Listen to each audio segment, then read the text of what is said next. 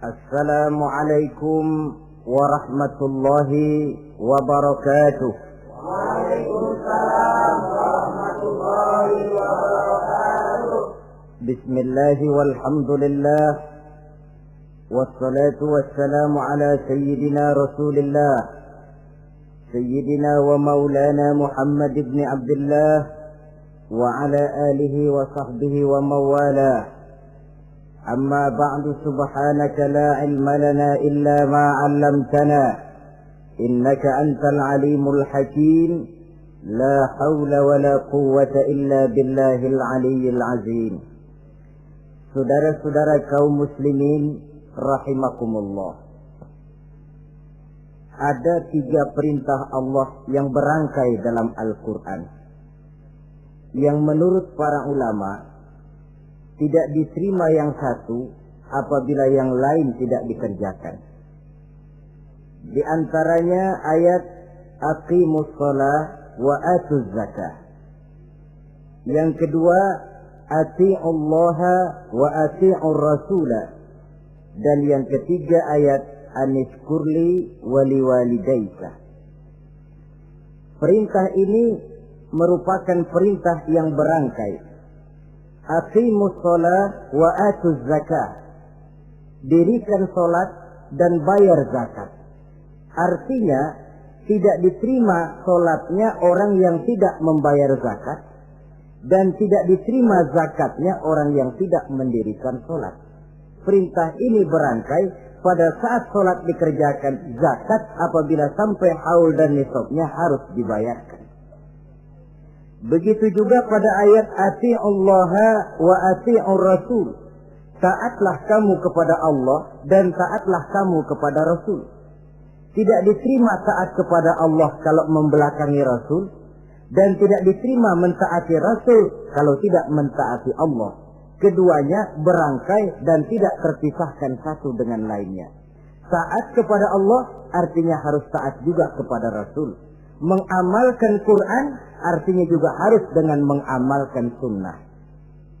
Oleh karenanya sering diingatkan, usaha memisahkan umat Islam dari Islamnya selalu diawali dengan memisahkan umat Islam dari ulamanya. Dan ini bukan urusan baru. Sejak zaman dahulu, orang-orang yang anti kepada Islam selalu berusaha memisahkan umat Islam dengan Islamnya. Caranya pertama dipisahkan umat dari ulama. Kalau cara ini berhasil, mereka masuk kepada tingkat yang kedua, ditanamkan keraguan kepada sunnah. Kalau cara ini pun juga mereka berhasil, masuk kepada bagian ketiga yang terpenting, menanamkan keraguan kepada Al-Quranul Karim. Kalau umat sudah meragukan Al-Quranul Karim, maka tidak ada lagi yang bisa diharapkan. Oleh karena itu, ati'ullah dan ati'ur rasul tidak bisa dipisahkan satu sama lain. Apabila kita mengamalkan ajaran Quran, seiring dengan itu kita juga harus menegakkan sunnahnya.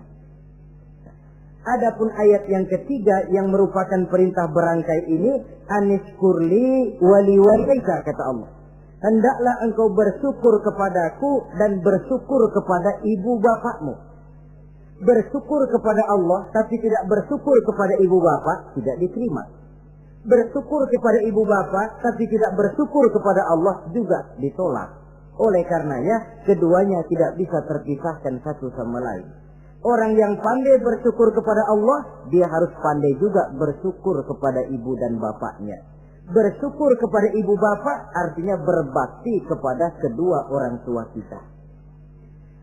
Kalau kita perhatikan, dan inilah pokok yang akan kita bicarakan pada pertemuan ini, soal berbakti kepada ibu dan bapak. Kalau kita perhatikan, kedudukan kedua orang tua dalam Al-Quran itu tinggi sekali. Kita baca misalnya dalam surah Al-Isra ayat 23. Di sana menjelaskan, وَقَضَى رَبُّكَ أَلَّا تَعْبُدُوا إِلَّا إِيَّهُ وَبِالْوَالِدَيْنِ إِحْسَانًا. Dan Allah Tuhanmu telah memutuskan, telah menetapkan, jangan kamu menyembah selain daripadanya dan berbaktilah kepada kedua orang tua. kita perhatikan tartibul kalimat atau tertib urutan kalimat dalam ayat ini. Pertama, jangan menyembah selain kepada Allah. Yang kedua, berbakti kepada kedua orang tua. Allah, setelah itu kedua orang tua. Begitu tinggi kedudukannya sampai dirangkaikan dengan kewajiban menyembah hanya kepada Allah. Sesudah itu apa? Wabil walidaini ihsana, berbakti, berbuat baik kepada ibu dan bapak. Lalu dalam surah An-Nisa ayat 36 kita temukan wa'budullaha wa la tusyriku bihi syai'a wabil walidaini ihsana. Sembahlah Allah, jangan engkau sekutukan ia dengan sesuatu pun, dan berbuat baiklah kepada kedua orang tuamu.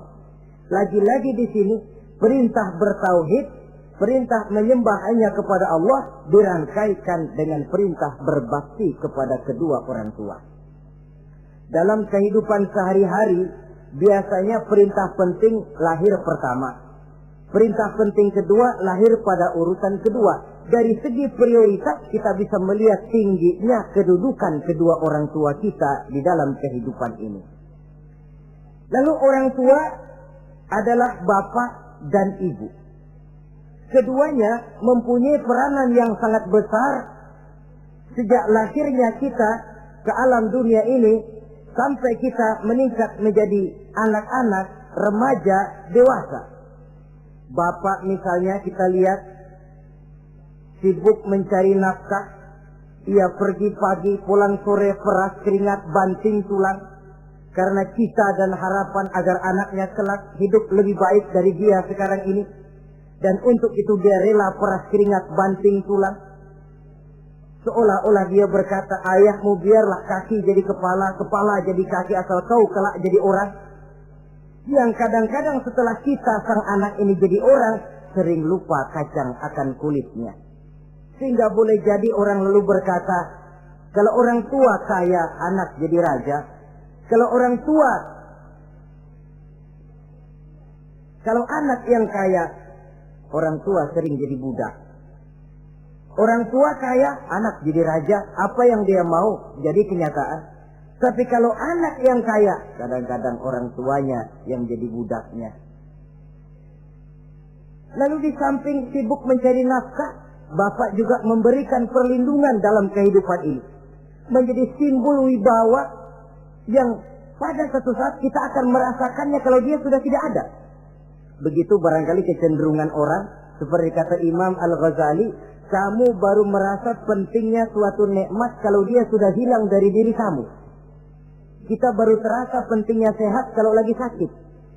Baru tahu pentingnya gigi kalau lagi sakit gigi. Baru tahu pentingnya telinga kalau lagi budak. Tetapi pada saat normal, kita menganggap itu sesuatu yang biasa.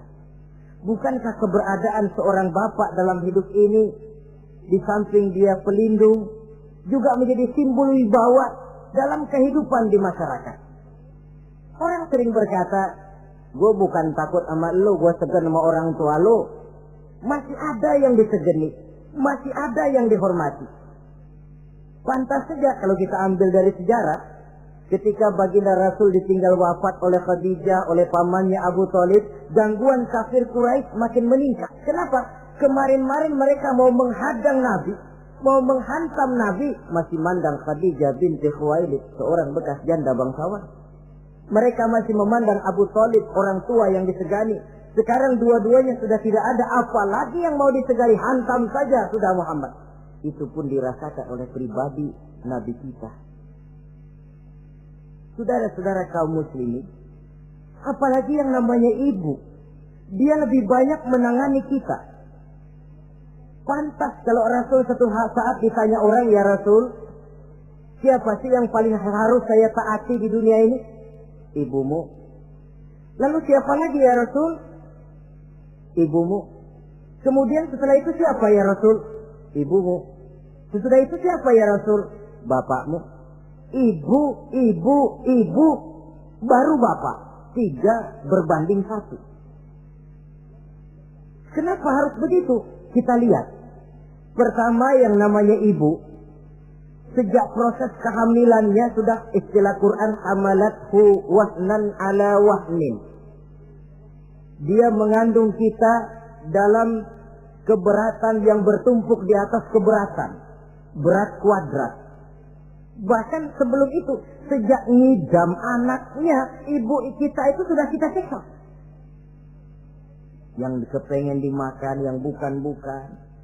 Muntah, nggak karu-karuan. Keinginan yang tidak musim. Sampai ketika terjadi proses kehamilan. Dari hari ke hari hamilnya makin lama, makin berat, makin lama, makin besar. Kemana-mana dibawa. Belum pernah ditaruh. Ini berat mau ke pasar, taruh dulu sebentar. Tidak. Itu ya saudara, orang hamil itu ya, saya sendiri alhamdulillah belum pernah hamil. Tapi kalau kira-kira 2 kilo, itu ada itu. Umpama pengen ngerasain, cari kelapa yang beratnya kira-kira 2 kilo, jantung di perut kemana-mana bawa. Apa enak kayak begitu itu? Kehamilannya makin lama makin besar, makin lama makin besar. Tidurnya pun sudah serba sulit dan serba salah. Sampai dia kepada saat kelahirannya, saat melahirkannya, berhadapan dengan 2 pilihan. Kalau tidak hidup, mati.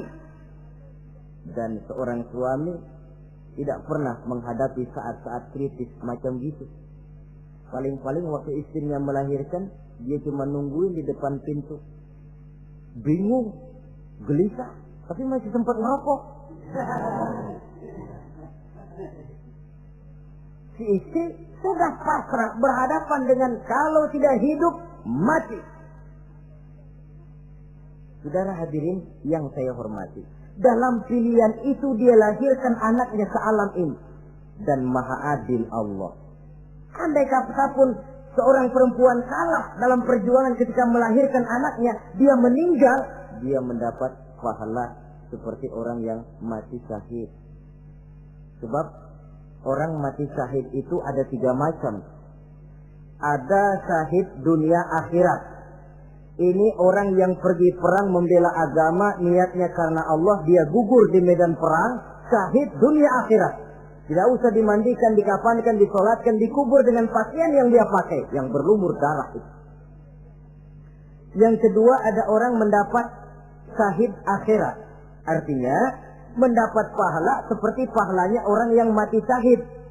Tetapi jenazahnya tetap wajib diurus seperti biasa. Dimandikan, dikafankan, disolatkan.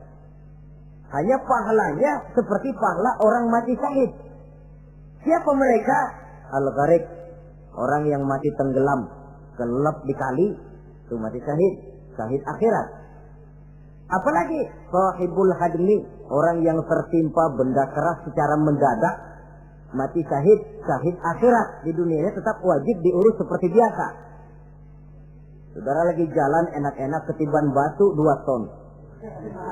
Mati, mendapat pahala syahid, syahid akhirat. Tapi jangan diniatin. Kalau diniatin, saya mah pilih selap aja dah. Lu nyebur ke kali, mati, syahid. Tidak.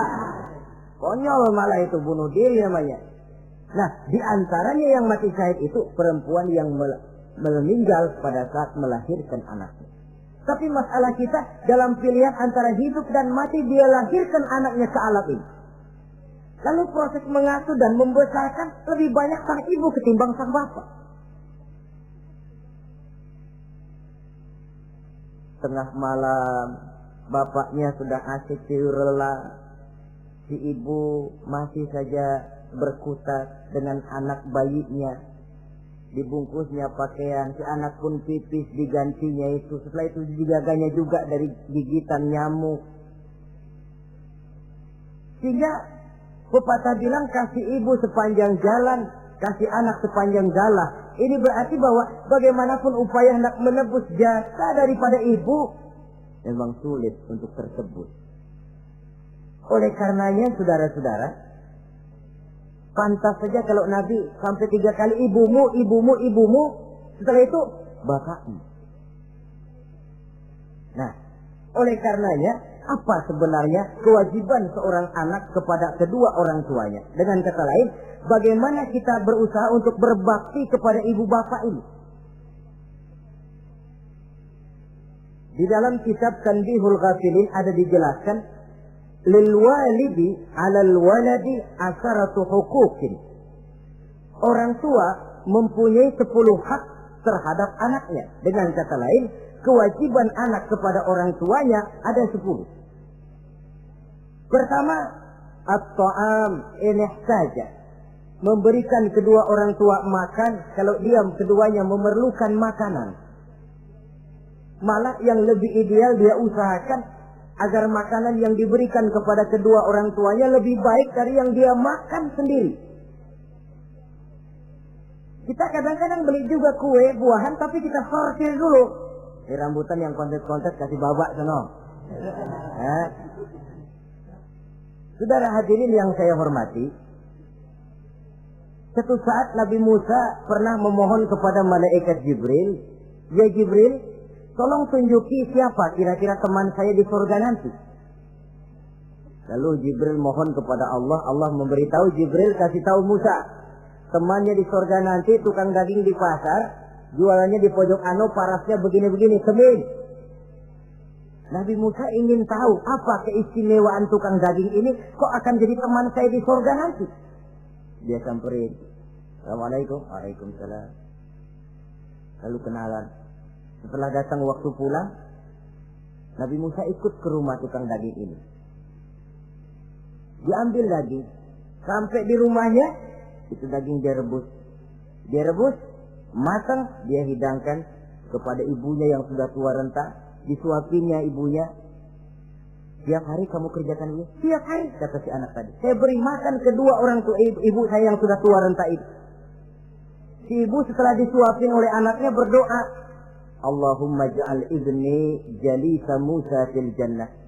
Ya Allah, jadikanlah anak saya ini teman Nabi Musa di surga nanti. Amalan si anak cuma nyuapi ibunya, tapi doa ibunya itu yang dijawab dan diterima oleh Allah. Si ibu berdoa, "Ya Allah, anak saya ini jadikan teman Nabi Musa di surga nanti." Allah kabulkan doa ibu yang tiap hari disuapi diberikan makan oleh anaknya. Jadi taruhlah kita sebagai anak ini, ibadah kita barangkali menyebabkan doa kita belum begitu diterima oleh Allah. Permohonan kita barangkali masih nyangkut di langit. Tapi jikalau kita bisa menyenangkan hati ibu bapak kita yang mendoakan kita, insya Allah makbul. Sebab orang tua itu doanya makbul, sumpahnya juga manjur. Kalau ibu sudah berkata, "Nak, air mata yang tertumpah terurai untuk mengasuh dan membesarkanmu, nak. Air susu ibu yang kau minum sampai kau tumbuh menjadi dewasa semacam ini, seluruh cucuran keringat dan jerih payah ibu rela, nak. Mudah-mudahan kau jadi orang berguna. Insya Allah hidup ada berkahnya." Tapi kalau hati orang tua sudah masghul, apalagi sampai keluar sumpahnya, banyak legenda-legenda, entah itu yang namanya si maling kundang, anak durhako, entah itu riwayat-riwayat lain yang menjelaskan bahwa tidak ada keberkahan yang bisa tegak tanpa doa dari ibu dan bapak. Saudara-saudara kaum muslimin yang saya hormati, memberikan makan kepada kedua orang tua. Sekarang kalau kedua orang tua mampu bagaimana? Tidak jadi soal. Tidak jadi soal orang tua mampu atau tidak kita memberikan, mengirimkan makanan. Apalagi kalau orang tua kita sudah lanjut usianya, ialah kalau umur 40-50 tahun masih bisa makan sendiri. Tapi pada saat saudara yang berbahagia dikaruniai orang tua berumur panjang, 70, 80, 90 tahun, sesuai dengan janji Allah, "Wa man nu'ammirhu nunakkishu fil khalqi." Siapa yang kami panjangkan umurnya, kami kurangi bentuk kejadiannya. Artinya berkurang nikmat Allah itu. Panjang umur, nikmat berkurang. Artinya mata sudah lamur, pikiran sudah rada pikun. Nunakkishu fil khalqi. Berkurang kejadian asalnya itu. Kesempurnaannya sudah tidak ada lagi. Mengurus orang tua macam begitu memang kalau nurutin pegelnya ya makan nasi. Kadang-kadang karena pikun pagi-pagi pengen kita beli es puket. Makan. Lagi zaman susah tukang bubur kepengen makan bubur. Tapi di situ ujian. Begitulah dahulu orang tua kita melayani kita dikala kita belum masih merah, belum bisa berbuat apa-apa, belum punya pilihan, tapi mereka sabar, mereka ikhlas. Tidak sabarkah kita? Tidak ikhlaskah kita di hari tua mereka? Kita mengasuh dan melayani mereka.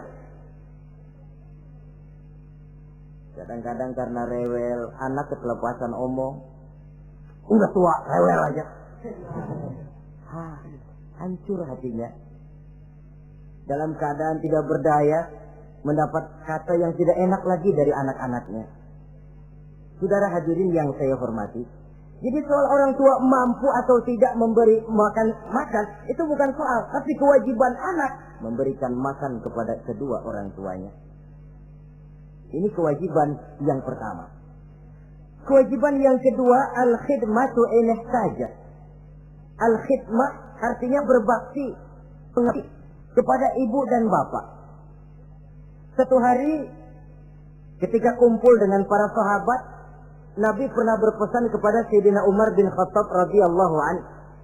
Umar, saya ya Rasul, nanti kalau kamu sempat datang ke kota Madinah, Umar, cari anak muda yang bernama Uwais Al-Qarni dan kau minta didoakan olehnya.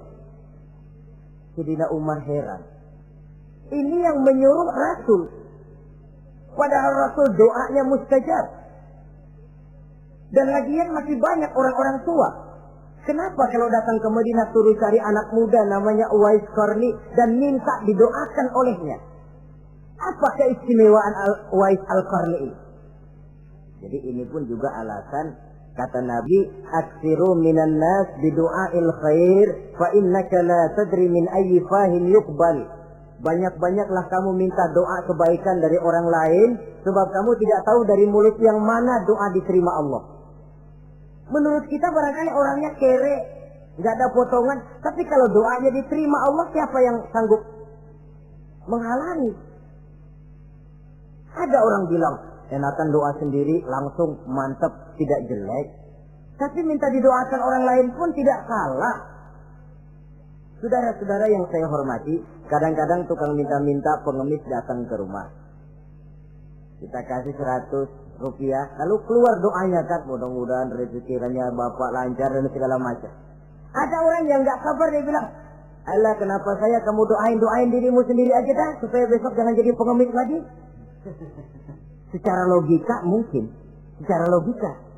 Tapi agama bukan cuma logika.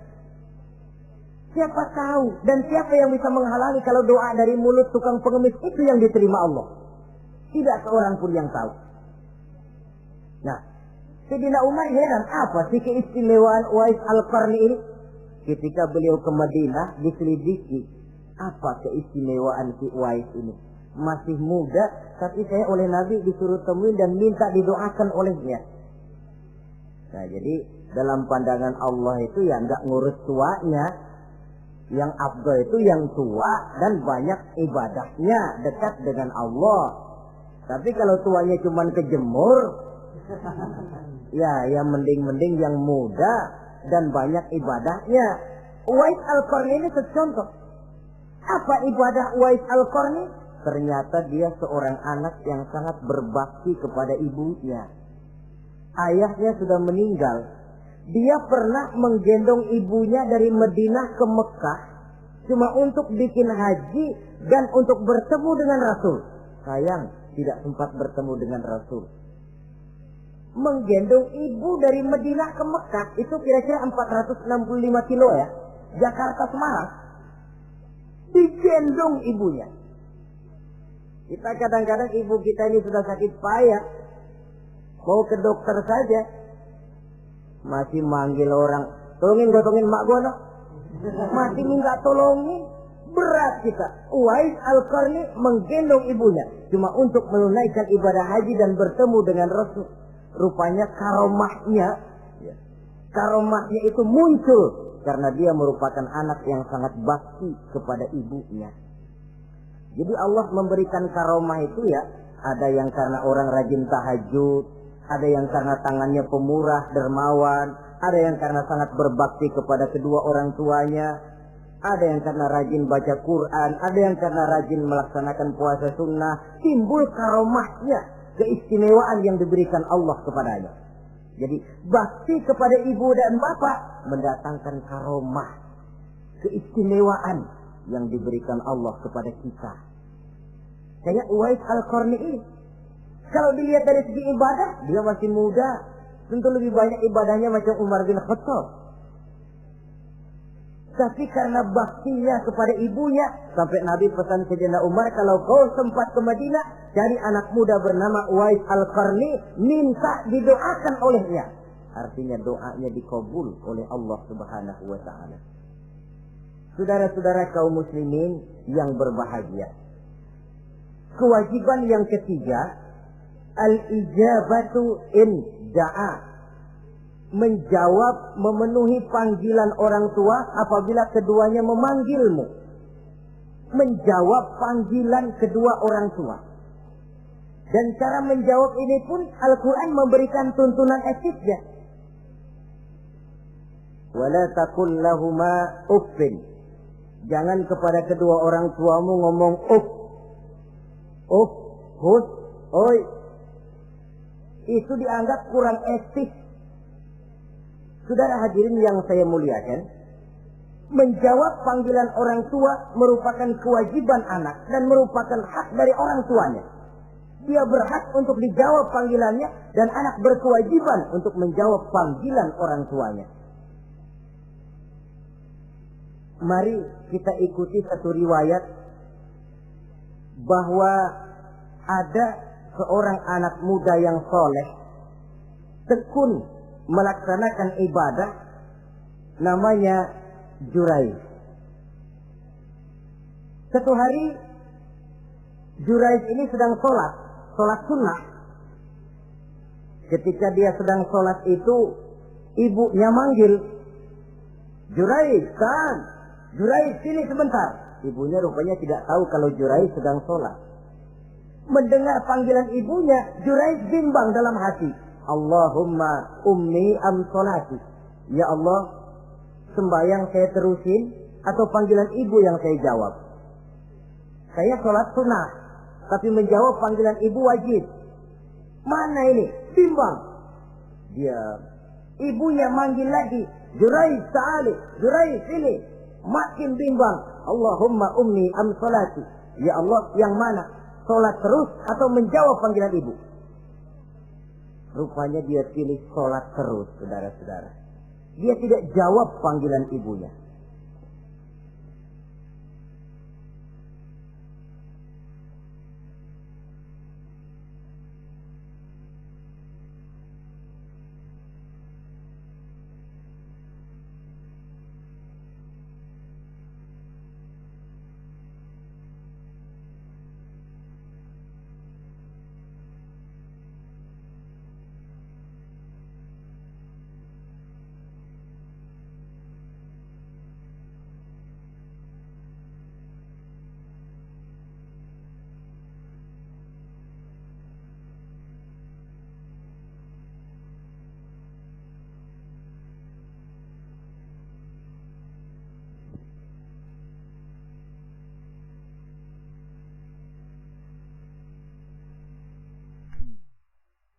Karena panggilannya tidak dijawab ini, mangkel rupanya hati sang ibu. Ya Allah, Jurayj ini, saya lahirkan dia antara pilihan hidup dan mati. Saya asuh dan saya besarkan dia. Cuma saya panggil tidak mau menjawab, sakit hati saya. Keluar katanya, ya Allah, jangan mati Jurayj sebelum dia bertemu orang jahat. Nah, berlalulah riwayat ini. Hari berganti hari, bertukar minggu pergi, datanglah bulan. Kesolehan anak muda yang bernama Jurayj ini terkenal ke seluruh kampung. Dan biasa, kalau ada orang yang soleh, apalagi dia masih muda, yang usil banyak. Dan yang usil ini selalu berusaha mencari jalan bagaimana menghancurkan Jurayj ini. Saudara hadirin yang saya hormati, akhirnya mereka begini aja. Jurayj kan masih muda, kita goda pakai harta. Ah, tidak mungkin. Jurayj itu bukan orang yang mata duitan, dia tidak akan luluh oleh harta. Kita tawarkan kedudukan, juga tidak bisa. Begini saja. Dia kan masih muda tuh. Iya. Umpanin perempuan aja dah. Kirim cewek yang rada kece.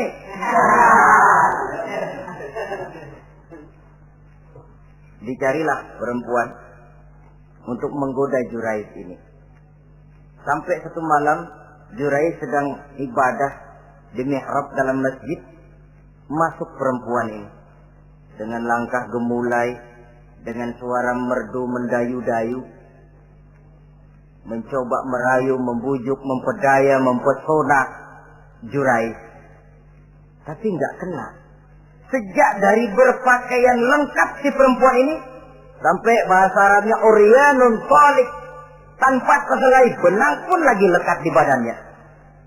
Menggoda Jurais, memegang Jurais, muter-muter di depan Jurais, tanpa selembar benang pun lekat di badannya. Jurais mantap. Si perempuan karena sudah kadang merasa dibayar lalu nggak berhasil kan malu. Akhirnya dia keluar dari masjid, dia pergi ke sebuah kampung, di sana dia berzina dengan seorang pengembala kambing dan hamil. Ketika hamilnya besar, si perempuan ini kemana-mana pidato. Saudara-saudara, kenal nggak Jurais? Kenal. Yang katanya rajin benar ibadah tuh, yang mainannya di masjid melulu, yang mainannya tasbih melulu. Nih, perut saya nih. Dia urusannya tuh. Jurais, apa betul? Oh. Akhirnya Jurais dicari orang, macam-macam, yang caci maki, bahkan ada yang bikin pakai batu sampai berdarah kakinya, berdarah tangannya. Caci maki orang sudah nggak karu-karuan. Masjid lo ya, topeng doang lo. Saudara hadirin yang saya hormati, kita lihat di sini, Jurais sedang sholat sunnah, dipanggil oleh ibunya, tidak menjawab. Cuma itu ilasnya. Dan ibunya pun tidak tahu kalau Jurais sedang sholat. Keluar omongan yang tidak enak dan omongan itu manjur. Kata Jurais, saudara-saudara begini, apakah di antara saudara-saudara ada yang lihat saya melakukan zina dengan perempuan ini? Tidak ada. Lalu atas dasar apa saudara menuduh saya? Ya pengakuan si perempuan tadi. Nggak bisa dong kalau nggak ada saksi. Sekarang begini saja. Bagaimanapun saya ngotot, saudara nggak percaya, kita tunggu saja sampai si bayi ini lahir. Kita tanya dia nanti siapa bapaknya. Baiklah kalau begitu. Ditunggulah saat kelahiran sang bayi. Begitu bayi itu lahir ke alam ini, bron merah, masih orok. Setelah dibersihkan, ditekan perutnya oleh Jurais, ya gulam, kul man abuk. Bayi, tolong kasih tahu siapa bapakmu. Dengan izin Allah itu orok, bayi yang masih merah ngomong, bapak saya tukang ngangon kambing di kampung Ano. Kata Jurais tuh kan, gua tuh juga bukan gua ya. Gak percaya sih ente, main sabot aja. Begini akhirnya nih, ternyata sedang sholat sunnah dipanggil, tidak menjawab, ibunya mangkel, keluar omongan tidak enak, itu masih manjur. Apalagi kalau nggak lagi ngapa-ngapain, dipanggil nggak jawab, atau menjawab dengan panggilan yang nyakitin hati, tentu saja lebih manjur lagi ucapan orang tua kita itu. Saudara-saudara yang saya hormati, jadi kewajiban ini al-ijabatu inda'a, menjawab apabila dipanggil. Teorinya mudah ini, prakteknya yang sulit. Pada suatu saat kita sedang menghadapi urusan yang sangat penting, orang tua manggil. Pada suatu saat kita sedang menghadapi tamu untuk sesuatu yang vital, orang tua manggil. Pada saat semacam itu, seperti ada hadis, tuan rumah wajib menghormati tamu. Itu sih mudah dalam situasi normal. Tapi coba malam kita sudah nggak tidur, begitu mau tidur baru mau ngelayat, assalamualaikum tamu. kondisi begini untuk mengamalkan hadis tadi bisa apa tidak menghormati tamu dalam kondisi yang memang kita ini sudah mestinya istirahat. Mestinya kan hati kita, kamu nggak tahu diri banget, gue mau tidur. Datang. Kalau kondisinya normal, menghormati tamu bukan sesuatu yang sulit. Begitu juga menjawab panggilan orang tua ini. Kalau kondisinya normal, mudah. Tapi dalam kondisi di mana kita berhadapan dengan pilihan ini atau ini, di situ akan kelihatan bakti anak kepada kedua orang tuanya. Yang keempat, kewajiban anak al-ita'atu in amara ghairi maksiyatin. Taat kepada ibu bapak sepanjang perintahnya tidak untuk maksiat kepada Allah. Kalau sudah perintahnya untuk maksiat, gugur kewajiban untuk taat. Umpamanya ada orang tua ngajak anaknya, "Nak, Om, warung pojok yuk." "Ngapain, Mbak? Kita teler." Umpama anak tidak wajib taat. Atau ada orang tua musyawarah sama anaknya, "Nah, gimana kalau kita pindah agama saja?" Tidak wajib taat. Sepanjang perintah itu tidak untuk melakukan maksiat kepada Allah, anak wajib taat. Dan jangan lupa, kewajiban taat kepada kedua orang tua di bawah kewajiban taat kepada Allah dan Rasulnya. Allah dan Rasulnya, setelah itu ibu bapak. Apabila perintah tidak untuk melakukan maksiat, maka anak wajib untuk melakukan taat kepada kedua orang tuanya. Ini kewajiban yang keempat. Apatah lagi kalau cuma sekedar diperintah ngaji, diperintah sekolah, diperintah melakukan membantu pekerjaan yang ada di rumah. Itu sudah perintah yang di samping bermanfaat buat keluarga, juga menyangkut hari depan kita sendiri sebagai anak. Kadang-kadang memang kita mengukur dari sudut kepentingan kita tanpa melihat jauh ke depan. Misalnya, ada anak pulang sekolah, langsung ambil layangan sama benang berangkat ke lapangan. Orang tua, karena melihat jauh ke depan, anak ini lelahnya belum hilang. Dipanggil, "Nak, pulang nak, jangan main layangan. Sini dulu kau istirahat, makan, sholat, tidur siang nak. Nanti bangun tidur barulah main." Si anak mungkin hatinya ngedumil, "Bapak, orang main layangan aja dilarang." Ini kesan yang timbul. Orang main layangan saja kok dilarang. Padahal larangan ini adalah untuk kemanfaatan dan kemaslahatan si anak itu sendiri. Tapi anak tidak mau mengerti. Yang dia tahu, dia dilarang main layangan. Itu cuma karena pandangannya yang tidak jauh menerawang ke depan. Pepatah bilang, sekejam-kejamnya macan tidak ada yang makan anaknya sendiri. Artinya, bagaimanapun kondisinya, orang tua itu tidak ada yang akan sampai untuk menyengsarakan anaknya. Saudara-saudara kaum muslimin rahimakumullah. Jadi yang keempat, kewajiban untuk taat sepanjang tidak melakukan maksiat kepada Allah Subhanahu wa taala. Yang kelima, at-takallum ma'ahu bil-lin. Apabila bercakap-cakap dengan kedua orang tua, hendaklah dengan tutur kata yang lemah lembut. Wala tanharhuma wala taqul lahuma uffin wa qul lahuma qawlan karima. Jangan membentak, jangan uff saja, hus saja, itu sudah tercela dan tidak boleh menurut ajaran agama. Apatah lagi sampai membentak, maaf, apalagi sampai melakukan tindakan kekerasan. Menendang orang tua, na'udzubillah, summa na'udzubillah. Memukul orang tua sendiri, Allah karim. Orang tua yang menyebabkan secara zahir keberadaan dia ke alam ini, sampai hati ditendang, dipukul, dibangsat-bangsati. Tidak ada kedurhakaan yang lebih berat selain daripada kedurhakaan kepada kedua orang tua sesudah orang menyekutukan Allah. Sehingga pantas kalau Nabi memberikan vonis, ridullah fi ridul walidain wa suhtullah fi suhtil walidain. Keredoan Allah di dalam keredoan ibu bapak, dan murka Allah pun berada dalam kemurkaan ibu bapak. Ibu bapak ridho, Allah insya Allah ridho. Ibu bapak murka, Allah murka. Jadi kebahagiaan apa yang bisa kita tegakkan dalam hidup tanpa restu dan doa kedua orang tua kita? Si anak mungkin karena pendidikannya lebih tinggi, pengalamannya lebih luas, pergi ke mancanegara, bisa segala macam bahasa, dididik secara canggih. Tapi apakah itu lalu berarti dia harus memalingkan diri dari kedua orang tuanya? Sama sekali tidak.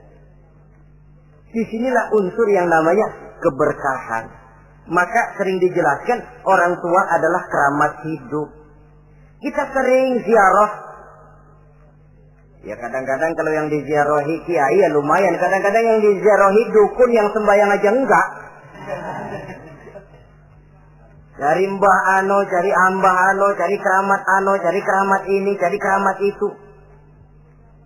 Dan jangan lupa di beberapa daerah yang namanya kiai itu ya, yang disebut kiai, bukan cuma orang yang ngerti agama. Ya kalau saudara ke keraton Jogja mana segala gerobak namanya kiai.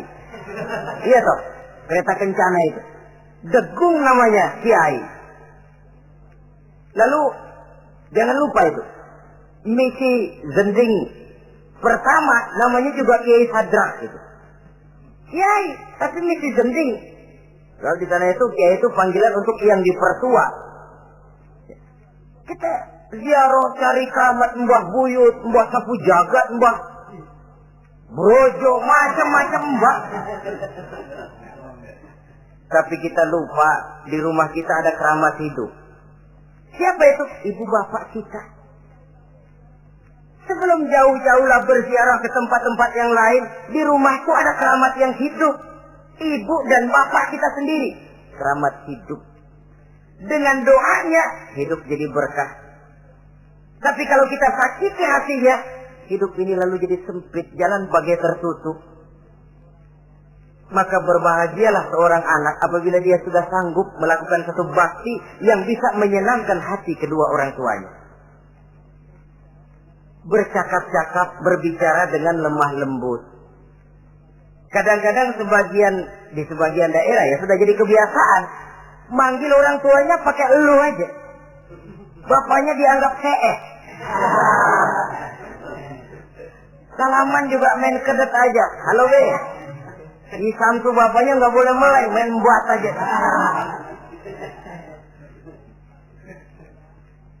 Dari panggilan saja, saudara hadirin yang saya muliakan, sudah memberikan cermin. Sebab bahasa adalah cermin dari pribadi orang. Kalau kepada orang tua kita sendiri kita memakai bahasa yang kasar, cermin bahwa pribadi kita memang pribadi yang kasar. Jadi pantas kalau agama mengatakan, apabila kedua orang tuamu sudah mencapai usia lanjut, wala tanharhuma, jangan membentak, wala taqul lahuma uffin, jangan berbicara uff, wa qul lahuma qaulan karima, sampaikan berbicara kepadanya dengan qaulan karima, kata-kata yang mulia, bukan kata-kata yang bagus dan indah diminta, qaulan karima, kata-kata yang mulia. Ya Allah, luhur, indah betul bahasa Quran ini. Berbicara kepada kedua orang tua dengan kata-kata yang mulia. Jadi sekedar, itu saja tidak boleh, konon lagi sampai membentak. Termasuk orang tua ini, yang mertua. Kalau orang tua kan tiga loh. Orang tua yang menyebabkan kita lahir ke dunia, ibu bapak kita. Orang tua yang mempercayakan anaknya kepada kita, mertua kita. Dan orang tua yang mendidik kita, guru kita. Ketiganya berfungsi orang tua. Kewajiban ini juga berlaku. So, mertua kan cuma sekedar istilah. Pada hakikatnya dia adalah orang tua kita juga. Jangan lalu berbeda karena cuma dia bapaknya istri kita. Sama saja. Kalau kepada orang tua sendiri menghormati, lalu kepada mertua kita kurang begitu perlu, itu sudah satu sikap yang tidak adil. Tentu itu akan menyakiti hati istri. Atau kalau dia istri, akan menyakiti hati suami. Berkata dengan kata-kata yang mulia. Saudara-saudara, yang keenam, in ihtaja ilal kiswah kasahu in qadar 'alaiha. Kalau dia perlu pakaian, berikan pakaian walaupun dia sendiri mampu membeli. Nah, antarin bapak beli kacamata yuk. Ayo pak. Sudah sampai di toko kacamata, bayar oleh anaknya. Walaupun si bapak punya duit dan si bapak yang ngajak beli, kewajiban anak, bayarin. Jangan mentang-mentang bapaknya cuma minta dianterin, bener-bener nganterin. Bapaknya ngeluarin dompet cuek aja. Mana ada kembalinya, Pak? Wah, kembalinya ditarik. Ya, kalau anak belum punya penghasilan ya wajar. Yang kita maksud di sini, anak sudah mandiri dan punya penghasilan yang memadai, bahkan mencukupi untuk membantu orang tuanya. Saudara hadirin yang saya muliakan, dan ini juga kalau memang bisa, seharusnya orang tua kita pakaikan yang lebih baik dari yang kita pakai sendiri. Kalau bisa. Sebab nantinya sikap kita kepada orang tua kita itu akan jadi bahan bibir di masyarakat. Jangan ya, dia enak-enakan orang tuanya begitu aja ya. Mungkin di depan kita orang tidak bicara, tapi di belakang kita. Kok tegel ya? Kok sampai hati ya? Dia enak-enakan berdiri di Menara Gading, tapi orang tuanya tiap hari kerja begitu berat. Saudara hadirin yang saya hormati, sekali lagi, di depan kita orang mungkin tidak berani bicara, tapi di belakang itu akan jadi buah bibir. Ini dari segi kita memelihara muru'ah. Yang ketujuh, al-masyu khalfuhu. Kalau jalan, mengiring. Artinya, di belakang orang tuanya. Ini adabnya.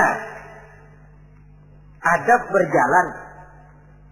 Saudara yang saya hormati, ini yang dicontohkan oleh baginda Rasul. Jika berjalan dengan orang-orang tua, beliau belakangan. Kenapa? Ini merupakan simbol penghormatan kita kepada orang yang lebih tua daripada kita. Tidak mentang-mentang karena pendidikan lebih tinggi, merasa dirinya lebih tahu, lebih pengalaman, selonong boy. Orang tua tahu apa sih? Ngir. Waduh, hebat. Saudara hadirin yang saya hormati, al-masyu khalfuhu. Berjalan di belakangnya. Begitu juga untuk mengemukakan pendapat. Kalau suatu saat orang tua mengajak musyawarah, dengarkan dulu omongannya, tangkap seluruhnya. Kalau kita merasa bahwa itu salah, jangan lalu dipotong. Salah, Pak. Jangan begitu. Bapak kolot sih. Salah. Jangan.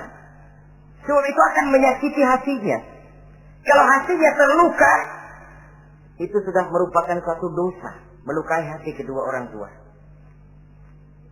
Kalau toh dianggap kita diminta mengemukakan pendapat, kemukakan pendapat itu. Kalau menurut saya sih begini. Dan itu memang orang tua yang bijaksana. Dia juga tidak cuma memaksakan pendapatnya, tapi juga minta pendapat dari si anak. Ada timbal balik. Sistemnya komunikasi keseimbangan. Inilah makna ucapan Nabi. Bukan termasuk golonganku, kata Nabi. Orang tua yang tidak sayang kepada anak muda, dan orang muda yang tidak menghormati orang tua. Bukan golonganku. Jadi seimbang tuh. Yang tua sayang yang muda hormat yang tua. Tapi yang tua jangan minta dihormati. Ini kewajiban orang muda, hormati. Kewajiban yang tua apa? Sayangi yang muda.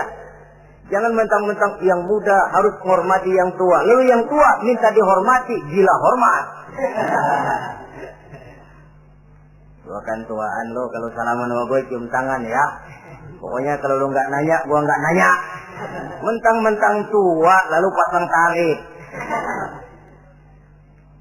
Tidak, malah kalau menurut tradisi Islam ya, tradisi Islam saya katakan, Nabi itu siapapun yang beliau temui, beliau yang pertama kali memberi salam. Sebab bila dua orang muslim ketemu, yang terbaik adalah yang pertama ngasih salam.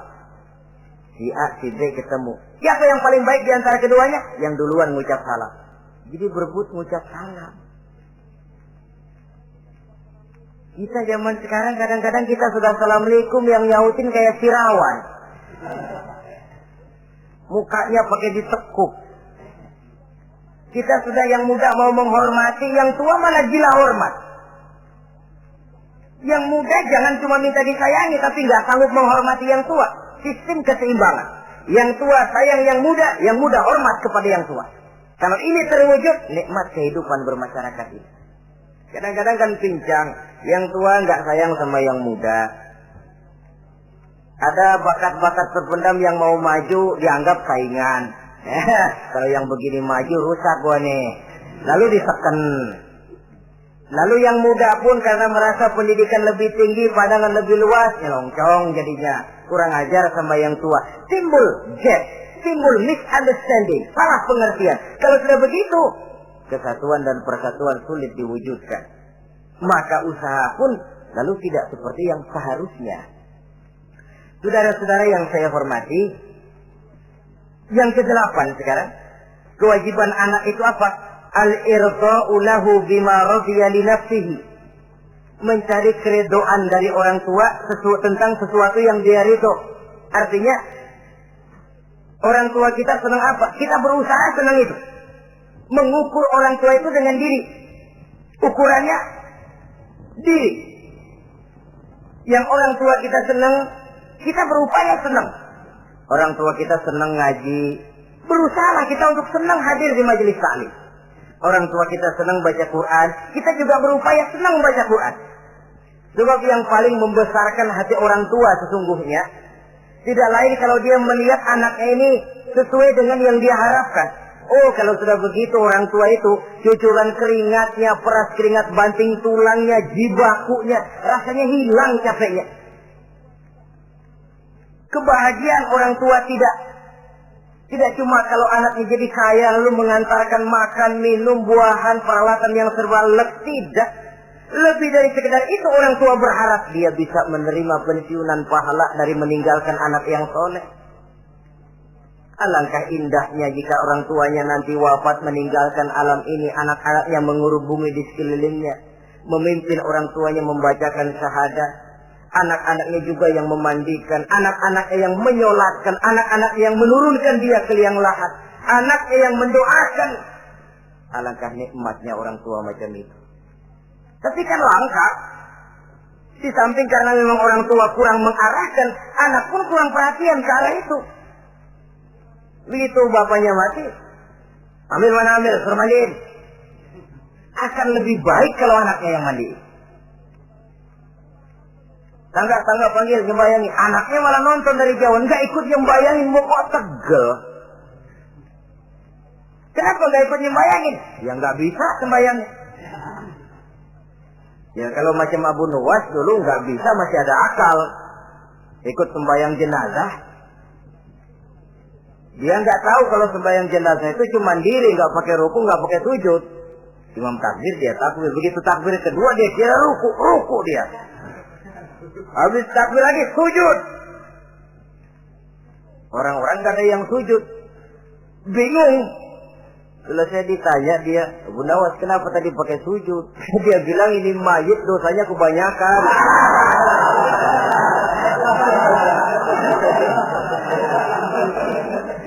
Jadi kalau nggak pakai sujud dosanya nggak diterima katanya.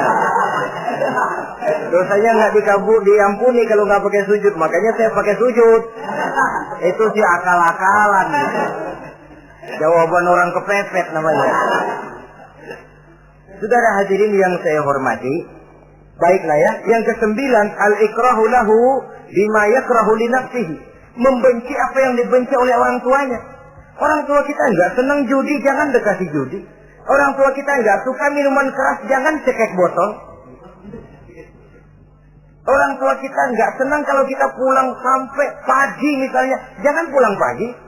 Orang tua kita enggak senang kita hanyut dalam arus pergaulan bebas, batasi pergaulan untuk menjaga hatinya. Tahulah kita senang, tapi di depan orang tua kan harus berusaha menjaga hati kedua orang tua kita. Ini tidak berarti bahwa di depan orang tua baik lalu di belakang orang tua merdeka. Kalau di depan orang tua mah kalem, begitu orang tua hilang merdeka. Lalu berbuat semau-maunya, tentu tidak. Lalu yang ke-10, ad-du'a lahu bil maghfirah kullama da'a li nafsihi. Mendoakan kedua orang tuanya tiap kali dia mendoakan dirinya. Ya, kewajiban anak tidak lupa tiap kali berdoa untuk dirinya, orang tuanya disertakan. Rabbighfirli wa liwalidayya, ampuni saya dan ampuni dosa ibu bapak saya. Pak, itu kalau orang tua masih hidup, ya. Sekarang kalau orang tua sudah meninggal, bagaimana berbaktinya? Gampang. Pertama, antasila akrabaihima, bersilaturahmi dengan kerabat yang ditinggalkan oleh orang tuanya. Jadi jangan setelah orang tua mati lalu kehabisan obor. Orang tuanya kita senang, anaknya kita benci. Sama aja ngebenciin orang tuanya. Kan sering kejadian begitu. Zaman orang tuanya masih hidup, kawan medok, kawan lengket, orang tuanya udah mati, turunannya malah dimusuhin. Itu juga nyakitin orang yang sudah meninggal. Bersilaturahmi dengan kerabat yang ditinggalkan. Yang kedua, kalau orang tua sudah meninggal, cara berbuat baiknya bagaimana? Antastaghfira lahuma wa tad'u lahuma. Mohon ampun dan mendoakan keduanya. Itulah jadi orang soleh nikmatnya. Sudah mati pun kita masih kebagian doa. Orang soleh kemana-mana didoakan orang. Dia lagi tidur, ada yang sembahyang. Dalam tahiyat dia baca, Assalamu alaina wa ala ibadillahi sholihin. Ya Allah, berikan keselamatan kepada kami dan kepada hamba-hambamu yang soleh. Ini orang yang soleh, semua orang soleh kebagian doa itu. Walaupun dia lagi tidur, tidurnya didoakan orang.